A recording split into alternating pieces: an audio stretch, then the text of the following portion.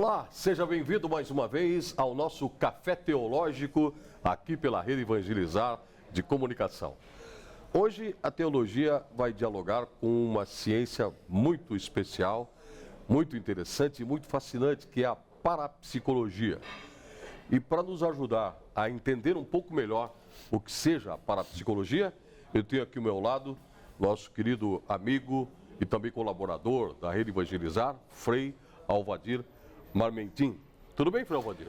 Tudo bem, Sérgio. É um prazer estar aqui. Você sabe que é tão importante sempre usufruir da sua sabedoria e da sua presença, né? E um tema assim tão fascinante como é a parapsicologia, que eu gosto muito e estudo bastante.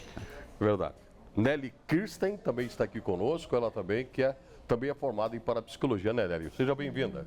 Muito obrigada e estou muito feliz de poder estar aqui com o senhor, ter conhecido, né, uma pessoa maravilhosa, né? O Frei Alvadir já havia me falado do senhor, mas hoje eu tive a honra de conhecê-lo pessoalmente. Obrigado, Nelly, por estar conosco. Vamos começar pela questão da ciência, então, né? A parapsicologia é uma ciência? Sem dúvida que hoje a gente pode dizer que a parapsicologia é uma ciência, porque não são só teorias, mas comprovações e dados científicos que funcionam. Para que uma ciência possa existir, ela tem que ter comprovação no dia a dia da vida, né, não só com teoria, mas também na prática. Então eu, pela minha experiência, já de há muitos anos, sou um grande estudioso da parapsicologia, eu vejo que realmente, na minha opinião, eu como sacerdote, porque eu fiz psicologia e parapsicologia, eu vejo que a parapsicologia me dá muito mais insights do que a própria psicologia, né? Então, por outro lado, Nelly, me parece que a parapsicologia também tem um caráter terapêutico muito importante, né? Que é a parte que você realmente trabalha. Com certeza, eu sou parapsicóloga clínica e sou terapeuta, né? Porque a parapsicologia ela vai sempre buscar as causas dos conflitos das pessoas, que geralmente estão no inconsciente ou no subconsciente, como nós costumamos chamar, né?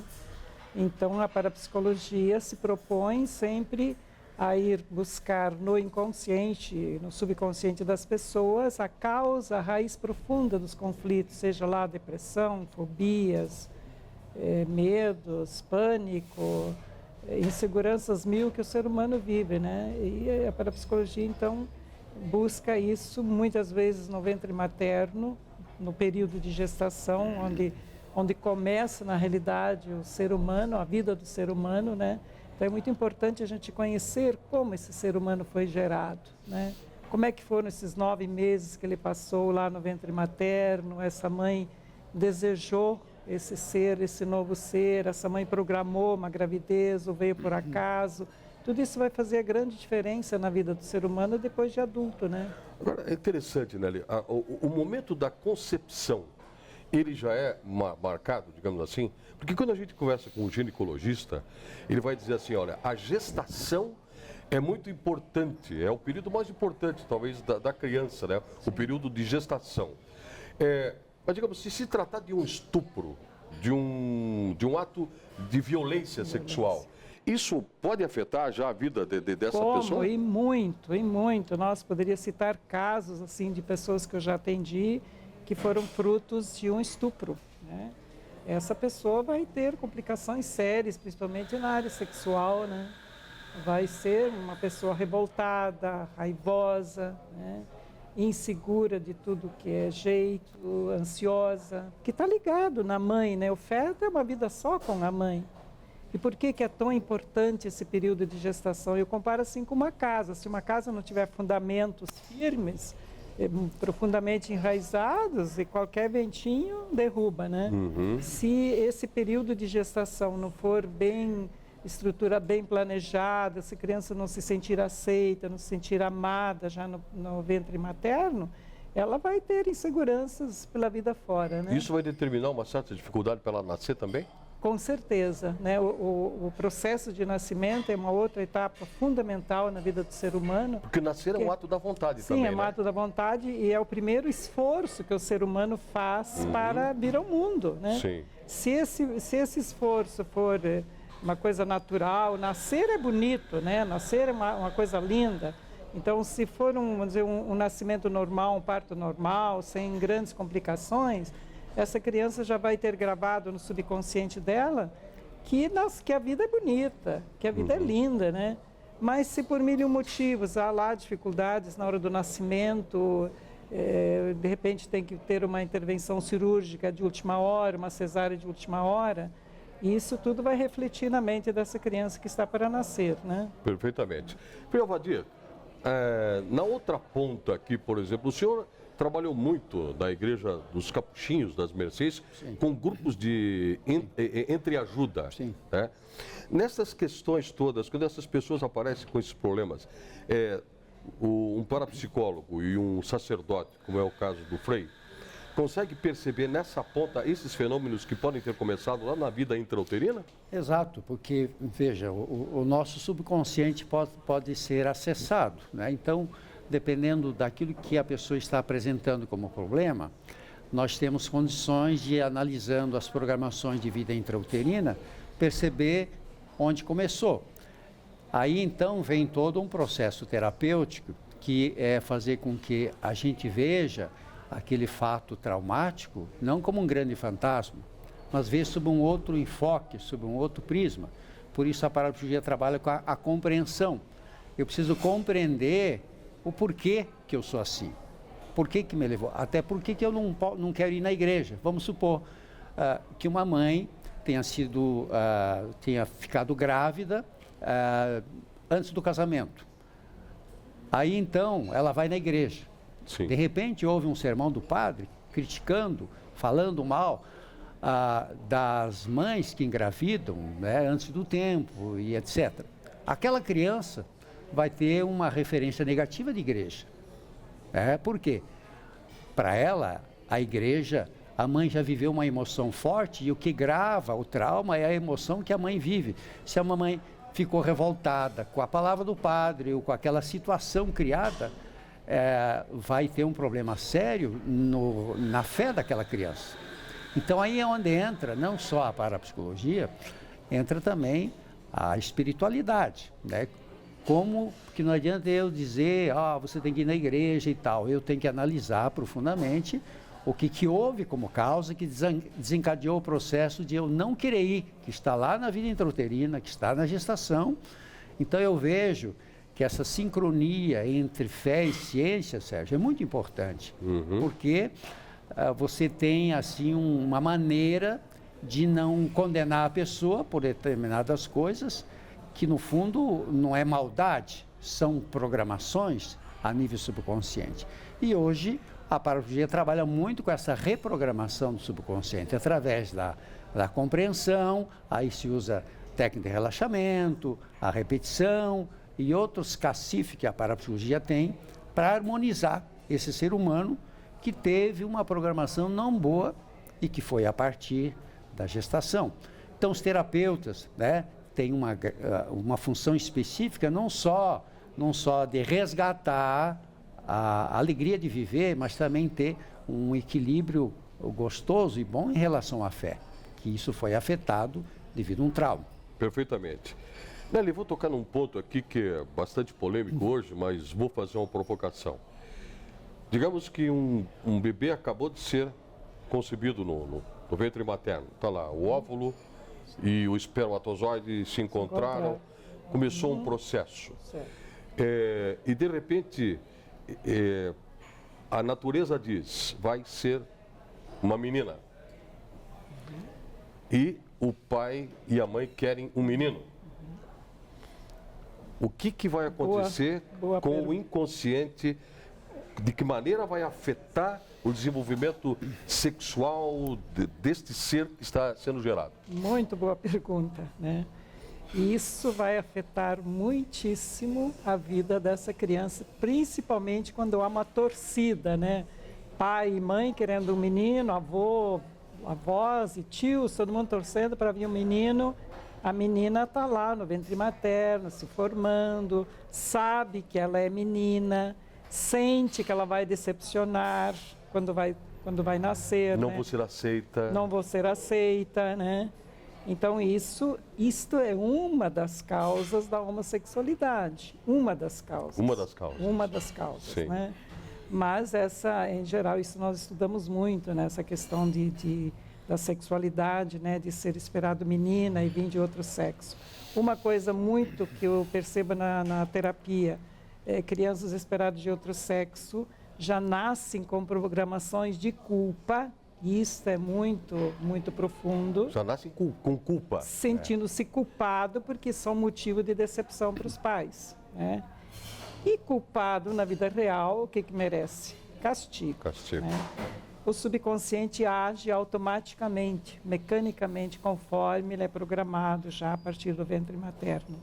E aí, pela vida fora, essa pessoa vai atrair 1001 situações de sofrimento automaticamente como forma de se autopunir, sem ela saber e sem ter culpa nenhuma, né? Imagine quantas pessoas sofrem. Sim, e porque às vezes a gente pergunta, poxa, pessoas tão boas e sofrem tanto, atraem tanto sofrimento, é doença, é acidente, é perdas. Aquela moça né? tão bonita, tão saudável e vive completamente aborrecida, Exatamente. triste, é porque queriam que ela fosse um homem. Isso é uma das culpas, aspecto. uma dos Pode ser, aspectos. certo. Porque também pode ser a criança não desejada, não planejada, a mãe fica com raiva, fica triste porque está grávida. A criança já se sente culpada pelo fato de estar ali. Por que eu tenho que nascer? Por que eu tenho que nascer, né? São outras formas de culpa também, né? Não é só a sexualidade. Isso aparece muito recorrentemente em consultório? Muito, muito, muito. Quando eu faço a primeira consulta, pego os dados da pessoa, uma pergunta fundamental: você sabe como é que foi tua gestação? Se ela sabe como ela foi gerada, sabe como ela nasceu, como foi o processo de nascimento, olha, 99% já sei onde é que está a causa do problema dela. Se ela sabe, né? Exato. Isso na terapia a gente vai acreditando coisas que quando eu li achava meio, né? Eu acho que não é bem assim, mas depois na prática a gente vê que é matemático. Uhum. Daqui a pouco a gente vai continuar falando sobre essas abordagens ao inconsciente que a parapsicologia traz. E também vamos abordar a questão dos fenômenos e de que forma, por exemplo, a religião e a ciência, como disse o Frei Alvadir, podem andar nessa combinação. Por exemplo, a questão da cura, né? As orações de cura, os grupos de oração, né? Até onde a parapsicologia pode estar presente ou até onde a sua ausência pode trazer, de certa forma, alguma frustração. Vamos aprofundar um pouco mais esse assunto no nosso próximo segmento, depois de um breve cafezinho. O Café Teológico volta já.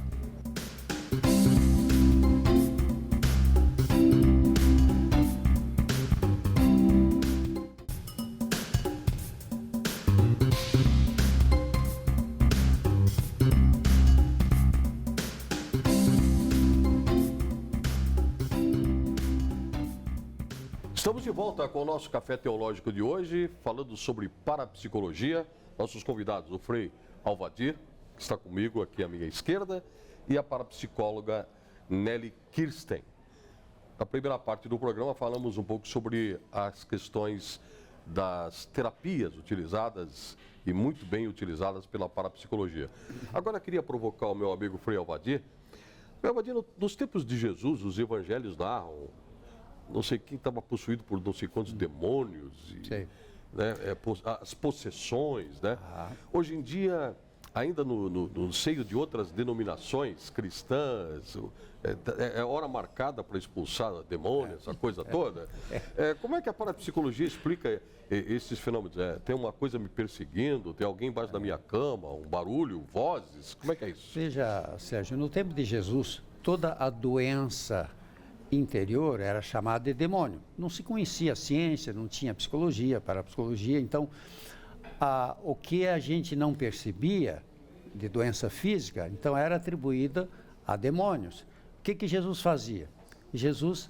Duas coisas Jesus fazia: perdoava e curava. Primeiro, perdoava. Por quê? Perdoando, ele equilibrava a pessoa, porque no tempo de Jesus, todo doente era tido como pecador e possesso pelo demônio. Então, primeiro Jesus perdoava. Perdoando, a pessoa se harmonizava, implicitamente ela se curava. Agora, esse é o grande problema, você interpretar a Bíblia de uma maneira fundamentalista. Ao pé da letra. Ao pé da letra. Então, nós que estudamos muito isso, vemos que eu, em 40 anos de padre, eu nunca vi uma possessão demoníaca. Sempre descobri e resolvi o problema através da fé, sem exorcismo, e também através da terapia. Porque é muito importante não atribuir ao sobrenatural aquilo que tem uma explicação natural. Primeiro, eu tenho que esgotar tudo o que for natural, para depois dizer que é algo espiritual. Agora, muitas vezes a gente acha sempre que é espiritualidade. Agora, lá o subconsciente programado, muitas coisas que nós trazemos não tem nada a ver com demônio, né? Daimon em grego significa forças negativas. Então, não é aquele bicho que nós achamos ali e tal. E isso, inclusive, digo, Sérgio, cria-se um medo tão grande das pessoas que, em vez de ajudar, cria mais problema ainda, né? Se você põe, olha, você está endemoniado, você está com um espírito que está te acompanhando. A função do terapeuta é liberar a pessoa, harmonizar a pessoa. Então, aí que eu digo, como padre, como terapeuta, entre as duas coisas, você entender de ciência e entender de fé. Uhum. Fé e ciência não se antagonizam, as duas se complementam. Por isso é muito importante. Quando eu descubro as leis da mente, eu descubro o próprio Deus. Se eu descubro o que provocou aquele problema e depois eu ajudo aquela pessoa a se harmonizar, eu estou descobrindo o próprio Deus naquela pessoa. Agora, eu preciso associar as duas coisas. Então, eu vejo que muito demônio que se é tido em certas religiões tem nada a ver. São problemas que podem ser resolvidos sem trauma, sem dificuldade nenhuma, através de uma fé pura e também do estudo da ciência. Aí, quando o senhor fala de harmonia, Frei, a questão de harmonizar, de agregar, porque a palavra diabolo contrasta com o simbólico, porque um separa e o outro une, né? Certo. A igreja, então, entra, né, junto com a parapsicologia para simbolizar isso e para agregar e para harmonizar. Exato. Inclusive, seria mais ou menos isso? Tem uma espécie de uma cura interior ou não? Tem um documento da igreja chamado Gaudium et Spes 310 que fala a igreja não pode se eximir da descoberta da ciência, tá? Então, acho que as duas coisas trabalhando junto. Aí eu entendo que nós da Igreja Católica, sacerdotes, pastores, nós temos que entender muito mais do ser humano, estudando o ser humano, porque o grande desafio é você entender a história, a genealogia familiar, aquilo que a Nelly estava falando, desde a gestação e tudo mais. Então, a igreja tem uma força muito grande. A maioria dos terapeutas não trabalha o lado espiritual. A terapia é manca, dizia Jung, se você não trabalha o lado espiritual da pessoa. Não resolve, porque no fundo, o Jung descobriu, nós temos um inconsciente religioso. E se eu não trabalho a espiritualidade, seja lá qual for a minha religião, não resolvo totalmente o problema. Da mesma forma, aquele que é responsável pela espiritualidade também não pode prescindir da técnica e da ciência. As duas coisas se conjuminam. Uhum. Nelly, hoje em dia nós perdemos uma característica das famílias antigas, e lógico, aqui é um romantismo falar disso nesse momento, mas as famílias que sentavam em volta do fogão, ou se reuniam em volta da lareira. A própria palavra lar vem de lareira, lugar onde as achas de lenha se consomem e provocam luz e calor. Esse é o sentido. O pouco conhecimento que nós temos da história da nossa família pode ser um dos empecilhos para que a gente possa, digamos, entender-se um pouco mais e até ajudar numa terapia de parapsicologia, não? Com certeza, né? Vejo que hoje as famílias estão muito, vamos dizer, muito dispersas, né? O pai e mãe que não tem mais tempo para filho, filhos ficam horas e horas na frente de uma internet vendo sei lá o quê, né? Mãe e pai que trabalham o dia inteiro. Então hoje realmente é difícil você entender como que uma criança vai se desenvolver sadiamente, harmoniosamente, sem a presença, ou a presença mínima dos pais em casa, né? Essa emancipação da mulher, por um lado, foi muito positiva, né? A mulher hoje está em todas as atividades da sociedade, mas para a família isso ficou uma lacuna muito grande, né?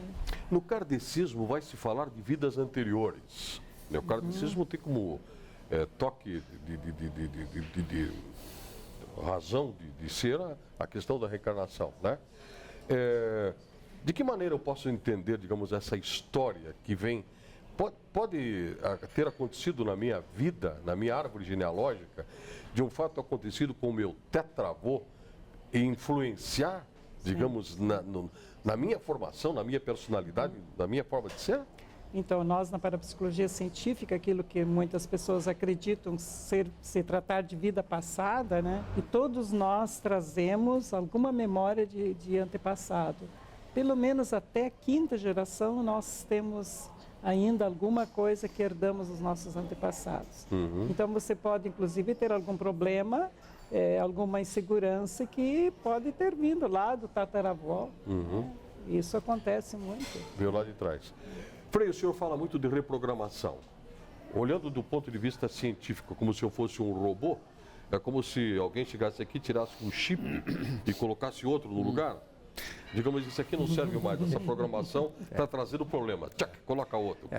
É isso? O que é a reprogramação? É você fazer o fato, ver o fato traumático sob um outro enfoque, sob uma outra visão. Né? Então, você não tira da pessoa um trauma repentinamente. O problema não desaparece, mas você vê o problema diferentemente. Essa é a função da terapia. Coloca então aquele que está sendo cuidado, o paciente, com outro olhar sobre o problema? Exato. Você vê o fato, me aconteceu isso no passado, mas isso não é o fim do mundo. Então aí a função do terapeuta é fazer ver, eu sempre digo, mudar de janela.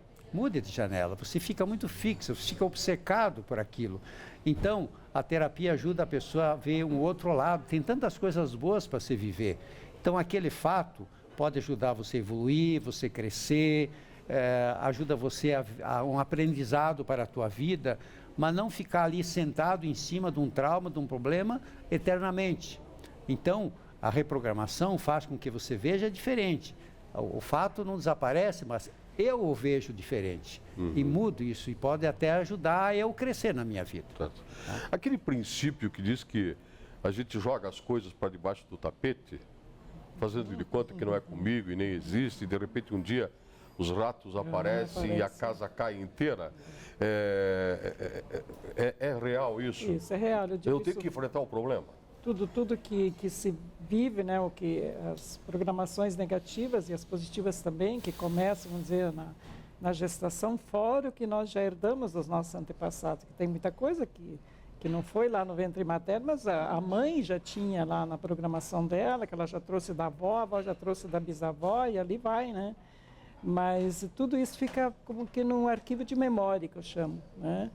E pela vida fora, de repente, conforme o que acontece na vida dessa pessoa, uma perda, alguma coisa, é como se abrisse de novo aquele arquivo. Por exemplo, questões de pânico, que eu sabe que hoje o pânico é uma doença muito, né, muito grande hoje, muito número de pessoas que têm pânico hoje. O pânico sempre está relacionado com alguma ameaça à sobrevivência. É alguma caixinha que abre lá dentro. Alguma ameaça à sobrevivência. Pode ter sido uma ameaça de aborto, mesmo espontânea. A criança sente que fora da mãe não vai sobreviver. Ela poderá ter pânico por causa disso. Sim. Um nascimento difícil em que ela corre risco de vida, e a mãe corre risco de vida, pode ser causa de pânico.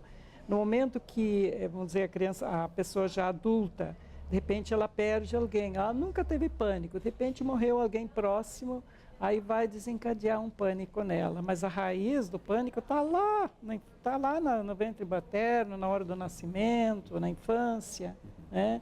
Mas no momento que, vamos dizer, numa regressão de idade, de memória, no momento que ela lembra daquele fato, às vezes ela não sabe, a mãe contou que o nascimento foi difícil, que ela teve uma ameaça de aborto. No momento que ela compreende que ela não morreu, foi apenas um perigo, certo? E foi uma ameaça de morte, mas ela não morreu, tanto é que ela está aí, né? No momento que ela faz essa compreensão profunda, como o Frei Valdir falou, ela vê o fato traumático sob outro prisma, com outros olhos, né? Não mais como algo, nossa, né, morri. Não morri, não, foi apenas uma ameaça de morte. Né? Quer dizer, isso vai lá e neutraliza esse exatamente, ela neutraliza aquele trauma, reprograma, acaba o pânico. Né? Aí, Sérgio, a importância da família. Veja, se as nossas famílias forem equilibradas, se uma mãe celebra o nascimento como bênção, ela está de bem com a vida, olha, quanto bem, quantas pessoas felizes, harmonizadas. Então, eu sempre digo, olha, o remédio maior que nós temos não está na farmácia, está dentro da nossa casa, se chama amor. Esse remédio é fundamental, porque nós somos filhos de um Deus que é amor. A gente nasceu para amar e ser amado. Se eu não fui gerado com amor, não é querer culpar as mães, mas compreender o fato. Se eu realmente fui amado, fui querido, fui bem-vindo, né? Há tribos na Colômbia que os índios eles fazem festa quando nasce uma criança, fazem batuque, cantam. Hoje uma criança nasce no hospital, às vezes o pai não está, ninguém está, aquela frieza. A criança já vem, pô, mas que mundo é esse? Então, que recepção é essa? O amor é o remédio, creio, para o equilíbrio do ser humano. Amar e ser amado é o fundamento da nossa vida. Perfeitamente. Infelizmente, nosso tempo esgotou. Eu quero só perguntar para vocês rapidamente. Vocês recomendam uma terapia, um uso da parapsicologia para as pessoas que tiverem problemas? Sem dúvida, bons parapsicólogos. Vamos dizer aqui, em Curitiba nós temos o sistema Grisa de parapsicologia, que é uma linha ótima, que nós trabalhamos, nós conhecemos, né? Recomendamos a terapia, sem dúvida. Charlatão tem Charlatão todo lugar também. E muitos parapsicólogos se dizem parapsicólogo porque mas no fundo, então temos que tomar cuidado. Perfeito. Nelly, foi um prazer conhecê-la, muito obrigado pela sua colaboração. Sucesso para o seu trabalho. Eu que agradeço, tá bom? Foi um prazer. Frei Valdir, muito obrigado mais uma obrigado, vez. Obrigado, Sérgio. É um prazer estar aqui e convide sempre a sabedoria da Nelly junto com a sua. É uma conjuminência de sabedoria. Tá certo. Obrigado a você também. Foi um privilégio poder ter estado mais uma vez na sua companhia. Um grande abraço e até o nosso próximo encontro. Até lá.